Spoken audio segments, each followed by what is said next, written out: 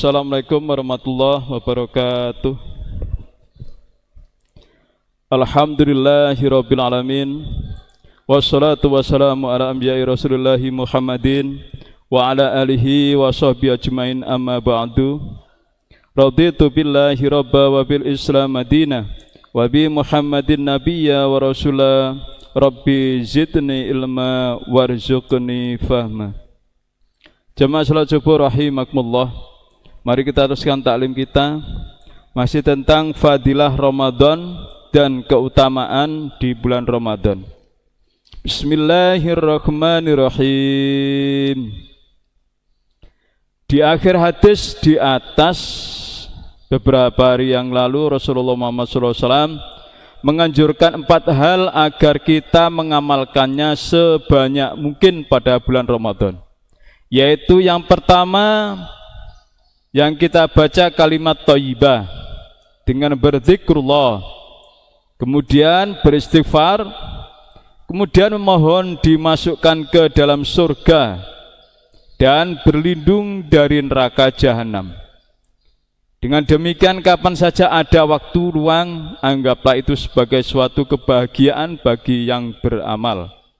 Apa sulitnya kita membiasakan lidah dengan bersolawat atau mengucapkan kalimat thayyibah dengan berzikrullah dalam kesibukan sehari-hari kita. Kata-kata itu kelak akan senantiasa di dalam hati kita dan kita akan terbiasa untuk melaksanakannya.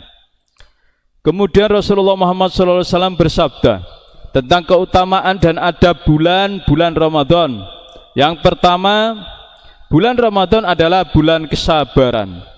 Oleh sebab itu, walaupun mengalami kesulitan saat berpuasa, hadapilah dengan riang dan senang dan serta bersabar. Jangan berkeluh kesah seperti perilaku orang-orang yang kurang beriman. Ketika bulan Ramadan jatuh pada musim panas, demikian juga jika kita tertinggal sahur, tetaplah berpuasa dan setelah subuh kita tetap menjalankannya, dan jika merasa letih saat taraweh, bersabarlah dengan penuh kegembiraan dan keikhlasan. Jangan menganggapnya sebagai suatu musibah atau capek atau masalah, karena hal itu akan menghilangkan pahalanya. Jika untuk mendapatkan keduniaan saja kita sanggup menahan lapar dan haus, mengapa kita tidak mampu menahan sedikit pun kesulitan saat lapar maupun haus untuk mencapai ridha Allah Subhanahu wa taala? Selanjutnya beliau bersabda bahwa inilah bulan kasih sayang, yaitu meningkatkan bantuan kepada fakir miskin. Jika ada 10 makanan yang disediakan untuk berbuka kita, sekurang-kurangnya ada 3 atau 4 dari makanan itu disisihkan untuk para fakir miskin. Jika kita tidak dapat memberikan yang lebih baik dari yang kita makan, paling tidak kita berikan yang sama dengan mereka. Beberapa pun kemampuan kita, sisihkanlah sebagian makanan berbuka dan bersahur kita untuk diberikan kepada para fakir miskin. Dalam setiap urusan, para sahabat merupakan contoh nyata bagi kita semuanya. Teladan amal solehnya, mereka telah berbuka untuk bisa diikuti. Terdapat ratusan bahkan ribuan peristiwa pada diri mereka yang dapat membuat kita kagum. Lihatlah salah satu contoh seperti yang diriwayatkan oleh Abu Jahm radhiyallahu an, ketika berlangsung perang Yarmuk, ia berkata, "Aku pergi mencari saudara sepupuku dengan membawa kantong kulit berisi air untuk minum dan untuk mengobati lukanya. Jika ia masih hidup, aku menjumpainya sedang terkapar. Aku bertanya apakah ia memerlukan air untuk diminum. Ia memberi isyarat mengiyakan. Kebetulan ketika itu terdengar rintian seseorang di sampingnya atau di dekatnya. Ia menunjuk ke arah tersebut dan menyuruhku agar memberikan minum kepadanya. Aku pun mendatangi orang tersebut. Ketika itu hendaklah memberikan airku kepadanya. Terdengar lagi suara rintihan di dekatnya. Orang itu pun mengisyaratkan tangannya kepada orang yang ketiga agar aku memberikan minuman kepadanya terlebih dahulu. Aku mendatangi orang yang ketiga, tetapi begitu aku sampai, nyawanya telah tiada dan meninggal saat itu juga. Aku kembali ke orang yang kedua, ternyata ia pun telah meninggal dunia. Dan ketika aku kembali ke sepupuku, ternyata ia juga telah meninggal dunia. Demikianlah sifat ihsar para sahabat terdahulu. Mereka merelakan air minum mereka untuk orang lain. Ketika mereka hampir mati kehausan, Allah Subhanahu wa taala meridhoi mereka dan memberi kita kemampuan agar dapat mengikuti langkah-langkah sunnah mereka. Disebutkan di dalam Rohul Rayyan bahwa Imam Suyuti radhiyallahu an di dalam Jum'ah Sughir dan Asyakawi dalam kitabnya Al-Maqasidnya terdapat riwayat dari Ibnu Umar radhiyallahu anhu bahwa Rasulullah Muhammad SAW bersabda, di antara umatku senantiasa ada 500 orang pilihan dan 40 orang wali abdal. Jika salah seorang di antara mereka meninggal dunia, maka langsung akan ada penggantinya. Para sahabat bertanya, apakah amalan istimewa bagi mereka ya Rasulullah? Beliau bersabda, mereka memaafkan para pezalim, bermuamalah dengan baik, walaupun kepada ahli maksiat, dan berbagai kasih sayang dalam rezeki yang mereka terima.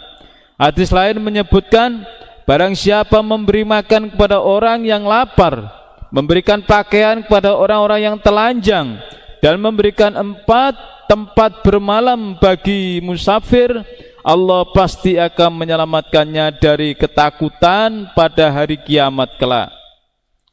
Yahya Barmaki radhiyallahu an biasa memberikan 1000 dirham kepada Sufyan Tsauri radhiyallahu an setiap bulannya.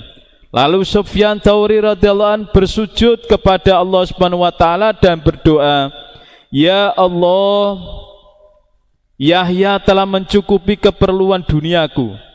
Maka melalui rahmat-Mu ya Allah yang besar, cukupilah kebutuhannya di akhirat kelak. Dan setelah Yahya radhiyallahu meninggal dunia, ketika orang-orang melihatnya dalam mimpi, mereka bertanya kepadanya, bagaimana keadaanmu, wahai Yahya? Pun Yahya menjawab melalui doa Sufyan, Allah telah mengampuni dosa-dosaku. Selanjutnya Rasulullah Muhammad SAW bersabda tentang keutamaan memberi makan kepada orang yang berbuka puasa. Sebuah hadis meriwayatkan bahwa selama bulan Ramadan, para malaikat memohonkan rahmat dan ampunan bagi orang-orang yang memberi makan kepada orang yang berbuka puasa dari nafkahnya yang halal. Dan pada malam Lailatul Qadar, Jibril alaihissalam akan berjabat tangan dengannya. Dan barang siapa berjabat tangan dengan Jibril alaihissalam, tanda-tandanya adalah hatinya menjadi lembut dan air matanya akan mudah mengalir. Hamad bin Salamah radhiyallahu an adalah orang mujahid yang masyhur. Ia biasa memberi makan ketika iftar setiap hari kepada 50 orang yang berpuasa pada bulan Ramadan. Setelah Nabi Allah Muhammad SAW bersabda tentang keutamaan iftar, lalu beliau menyatakan bahwa bagian pertama dalam bulan Ramadan adalah masa diturunkannya rahmat. Maksudnya Allah SWT menurunkan rahmatnya secara umum kepada kaum muslimin. Jika mereka mensyukuri nikmat itu, maka nikmat itu akan mereka ditambah oleh Allah Subhanahu wa taala. Firman Allah, la in syakartum la azidannakum. Apabila kamu mensyukuri nikmatku, pasti akan aku tambah nikmatku kepadamu. Bagian pertengahan bulan Ramadan adalah masa diturunkannya ampunan sebagai balasan dan penghormatan terhadap puasa yang telah dilakukan. Pada bagian pertama dan bagian ketiga adalah pembebasan dari api neraka. Masih banyak hadis-hadis lainnya yang menyebutkan tentang pembebasan dari api neraka pada akhir bulan Ramadan.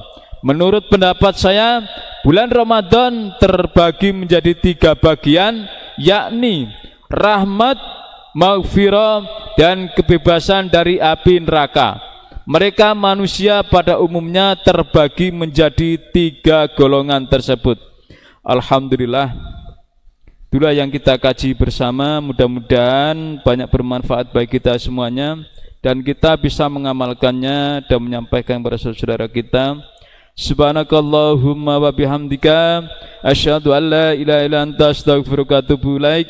Assalamualaikum warahmatullahi wabarakatuh. Allahumma salli ala Muhammad ya Rabbi salli alaihi wasallim. Allahumma salli ala Muhammad ya Rabbi salli alaihi wasallim. Sallallahu Rabbuna